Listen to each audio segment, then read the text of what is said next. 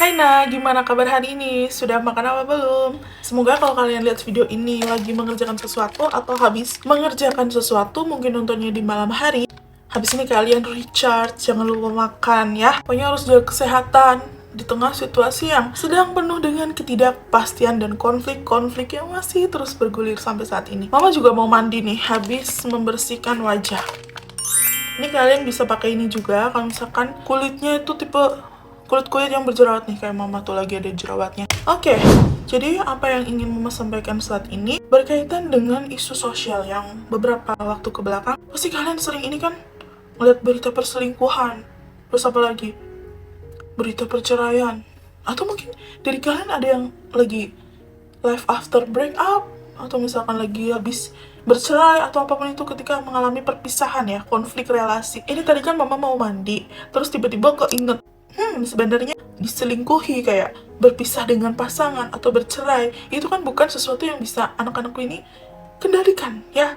Itu kan memang mungkin harus dilewatin fasenya, tapi setidaknya apa nih yang harus mereka miliki. Dan akhirnya mama memberikan rangkuman, ini udah mama catet.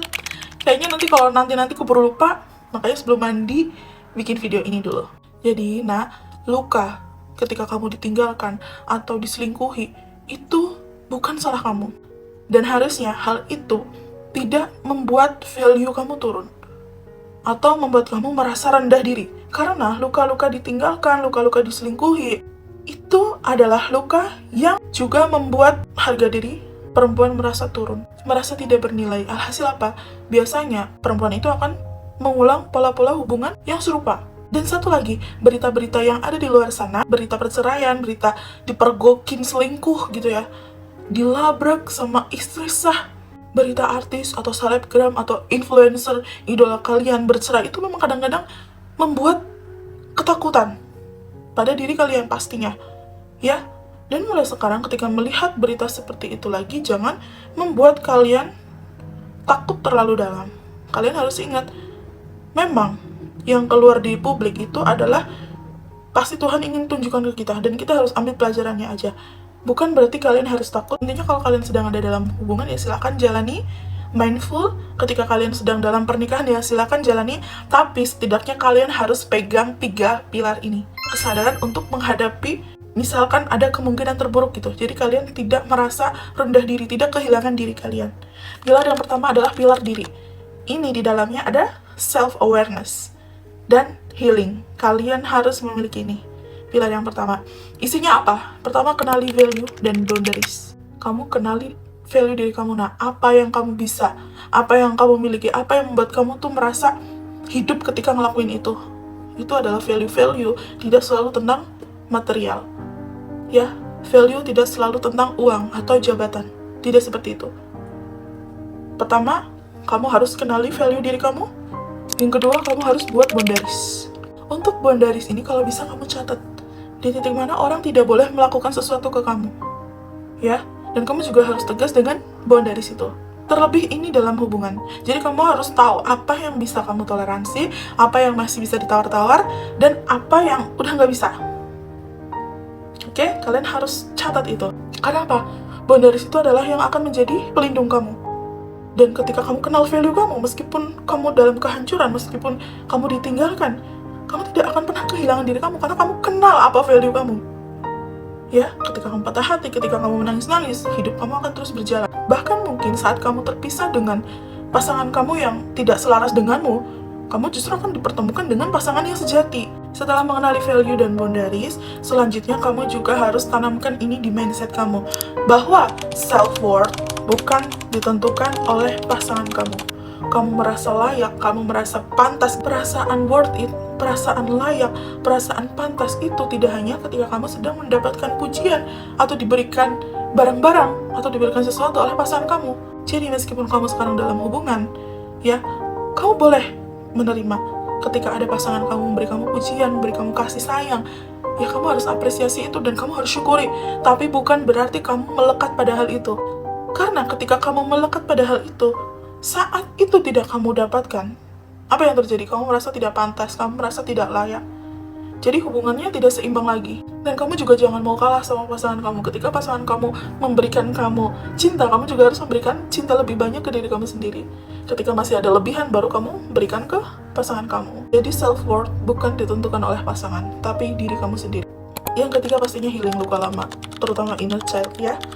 Sehebat apapun kamu sekarang, setinggi apapun pangkat kamu mungkin sekarang, nah, ketika kamu masih punya luka kecil ini, dan kamu belum menyadari itu, di mana letak lukaku, apa yang harus aku lakukan, di situ kamu akan terus tidak pernah merasa puas, tidak pernah merasa tenang, tidak pernah merasa bahagia meskipun kamu sudah cukup banyak uang, meskipun kamu cukup dikelilingi orang-orang yang baik sama kamu, meskipun kamu punya pasangan yang baik sama kamu. Jadi meskipun sekarang kamu sedang merasa berkecukupan, kamu harus terus peduli sama trigger-trigger kecil yang kamu hadapi setiap hari, oke? Yang terakhir dari pilar diri adalah ketika kamu harus memiliki kemampuan self-compassion. Ini bukan kita mau memanifestasikan hal buruk terjadi pada kita. Masalah akan terus ada kita hadapi selama hidup ini. Mungkin kita juga pernah melakukan kesalahan, tapi jangan terus-menerus berlarut-larut dalam apa? Rasa bersalah. Contohnya, ketika seseorang perempuan diselingkuhi, ditinggalkan, dia akan menyalahkan dirinya sendiri dulu. Terutama jika dia seorang impaired soul. Ada yang salah dalam diriku. Oh mungkin aku jelek, oh mungkin aku gendut, oh mungkin aku terlalu kurus, oh mungkin karena wajah aku berjerawat, oh mungkin karena aku tidak pintar, oh mungkin karena aku terlalu manja, dan lain-lain. Ya, oh mungkin karena aku terlalu cinta, gitu. Biasanya itu penyakit dari perempuan-perempuan yang memiliki jiwa impaired. Dia akan menyalahkan dirinya sendiri. Karena begitu, kamu harus belajar self-compassion. Berhenti untuk terus menyalahkan diri kamu ketika terjadi kegagalan dalam hubungan. Meskipun kamu di situ mungkin ada kesalahan itu untuk belajar di hubungan yang lain. Dan terlebih ketika kejadiannya memang setelah kamu amati ya, bahkan mungkin orang sekeliling kamu amati ya, memang bukan salah kamu. Jangan terus-menerus menyalahkan diri sendiri. Kalaupun kamu merasa bersalah, belajar dari kesalahan. Jadikan itu pelajaran, bukan untuk menghambat kamu. Dan pilar yang kedua adalah pilar hubungan atau pilar relationship. Cinta tanpa komitmen sama dengan rapuh. Jadi ketika dalam hubungan, kamu juga jangan cuma mencari chemistry, tapi kamu juga harus amati konsistensinya. Dia sekali, 2 kali berbuat baik ke kamu, tapi apakah dia bisa melakukan itu selalu? Konsistensi itu bisa dilihat bukan dari ketika lagi manis-manis hubungannya, enggak, tapi justru ketika sedang ada masalah. Dalam setiap masalah di hubungan, dalam setiap perdebatan, apakah pasangan kamu memperlihatkan konsistensinya? Contohnya, setiap kali dalam perdebatan kok pasangan kamu ngomongnya kasar ke kamu, ya, kemudian setelah dia amarahnya turun, dia baru minta maaf sama kamu. Maaf ya, aku nggak sengaja, bla bla bla. Itu kan terjadi 3 kali, itu kan terjadi konsistensi. Berarti ya memang itu dirinya dia. Ada sesuatu yang masih belum beres dari dirinya dia. Dan apakah ketika akan menikah dia akan sembuh? Ya tidak. Justru semakin terbuka semuanya. Ini juga harus kamu perhatikan. Selanjutnya di pilar relationship yang perlu kamu sadari adalah kamu harus perhatikan actionnya, bukan kata-katanya.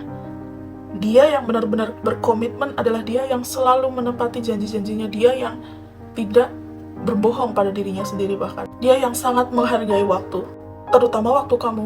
Bohong sekali, 2 kali, 3 kali, berarti ya dia memang tidak bisa berkomitmen, memang belum waktunya dia memiliki hubungan yang sehat. Mungkin di sini kamunya sudah waras ya, istilahnya kamunya sudah siap dalam hubungan, tapi ketika kamu dapat pasangan yang seperti ini, dia yang akan menarik turun kamu ke bawah, bukan membawa kamu untuk bertumbuh seperti itu.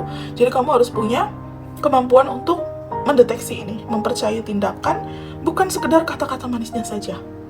Buktinya lah intinya. Kamu juga harus membedakan red flag dan green flag ya. Kamu harus paham tanda-tandanya. Di awal, tanda-tanda yang nggak sehat dalam hubungan, kamu harus tahu mana yang menurut kamu red flag, mana yang menurut kamu green flag. Dalam pilar hubungan yang harus kamu perhatikan juga yang terakhir adalah komunikasi. Karena komunikasi adalah jembatan yang menghubungkan 2 energi feminin dan maskulin untuk bertemu, apakah itu selaras atau tidak. Jadi komunikasi itu adalah penting, komunikasi adalah fondasi dan jembatan bagaimana hubungan itu sebenarnya bekerja atau tidak. Apakah hubungan itu work atau tidak. Karena hubungan tanpa komunikasi yang baik, itu pasti awal kehancuran yang sebenarnya. Ketika kamu di awal sudah menyadari itu, bicarakan oh ya, hubungan kita tidak sehat karena komunikasi kita juga tidak sehat. Baiknya gimana, ada solusi atau tidak? Jika terjadi berulang-ulang, ya maka kamu harus mengambil langkah tegas. Meskipun kamu perempuan, ketika kamu mendeteksi itu, berarti kamu harus sadar ya nak ya. Yang terakhir, pilar kehidupan, vision and legacy. Ini kamu harus penting tahu, penting punya. Meskipun kamu perempuan, kamu harus menjadi perempuan yang berdaya. Meskipun kamu adalah perempuan dengan divine feminine, ya, kamu harus berdaya. Yang pertama, kamu harus mandiri secara finansial. Jangan bergantung hanya kepada laki-laki. Kamu harus punya skill, ya, dan value yang tadi di awal untuk bisa menghasilkan uang, meski sedikit. Kalau sekarang kamu seorang ibu rumah tangga dan kamu mungkin fokus menjadi ibu rumah tangga, kamu bisa mendapatkan itu dari mana? Ya, dari nafkah suami, dari uang suami kamu kumpulkan. Dari situ kamu bisa untuk mengasah skill kamu. Gitu, ya. Yang selanjutnya dalam pilar kehidupan ini pastinya kamu memiliki kemampuan untuk mengontrol emosi. Kamu punya kecerdasan emosional yang sehat. Ini yang harus kamu latih. Ketika kamu sudah memiliki kecerdasan emosional, kamu sudah merdeka secara finansial, maka ketika terjadi sesuatu, hal buruk sama kamu, misalkan kamu terjebak dalam hubungan toksik, kamu tidak takut untuk pergi dari sana. Karena ini sangat sulit dimiliki oleh people pleaser, orang-orang yang takut sendirian, orang-orang yang takut ditinggalkan. Jadi semoga kalian yang di sini mulai belajar dan tidak menjadi orang seperti itu lagi, ya nak ya. Oke, setelah tadi berdaya secara finansial, lalu memiliki kecerdasan emosional, yang selanjutnya ubah mindset kamu bahwa relasi atau hubungan asmara bukan tujuan hidup kamu. Ia adalah aspek kehidupan yang menjadi bagian dari perjalanan hidup kamu. Jadi, relasi itu bukan segalanya di dalam hidup kamu. Tanamkan itu ya nak ya. Oke, selanjutnya di pilar kehidupan yang harus kamu miliki adalah mulai fokus pada karya dan legacy. Tinggalkan hal-hal baik yang bisa kamu kerjakan selagi kamu masih menjadi manusia. Percaya sama mama, ketika kamu punya kemampuan itu, niat itu, maka segala apapun yang sedang kamu jalani akan dipermudah jalannya. Semesta akan merestui kamu, jalan-jalan baik, hal-hal baik selalu datang sama kamu.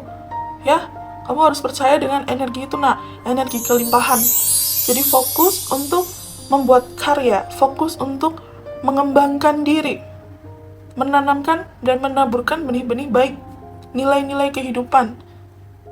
Nggak harus kepada orang yang banyak kok, ke ruang lingkup yang sedikit ya, di sosial media kamu, atau dimanapun itu, media dimana kamu bisa membagikan hal-hal baik tersebut. Karena memang hidup sejatinya harus seperti itu nak.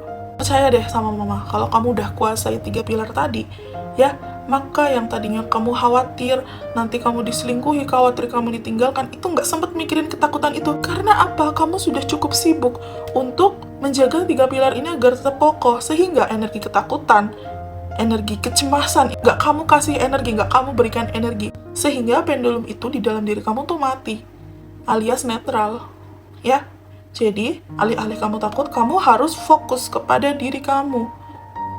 Bukan berarti kamu harus takut, misalkan kamu sekarang lagi pacaran, ketika kamu lihat berita seperti itu, kamu langsung ketakutan. Kamu nggak mau nikah. Kalau kamu mau nikah, nikah aja. Kalau kamu pengen pacaran dulu, pacaran aja. Nikmati, ya. Mindful, tapi tetap harus menjaga 3 pilar tadi.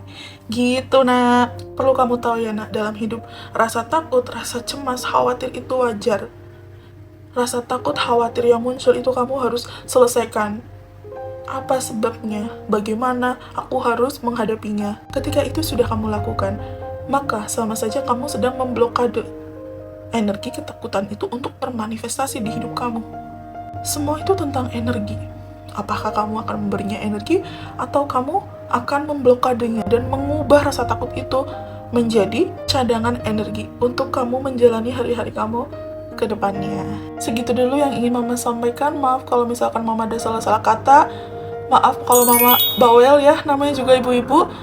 Jangan lupa terima kasih ke diri kamu sendiri setiap hari.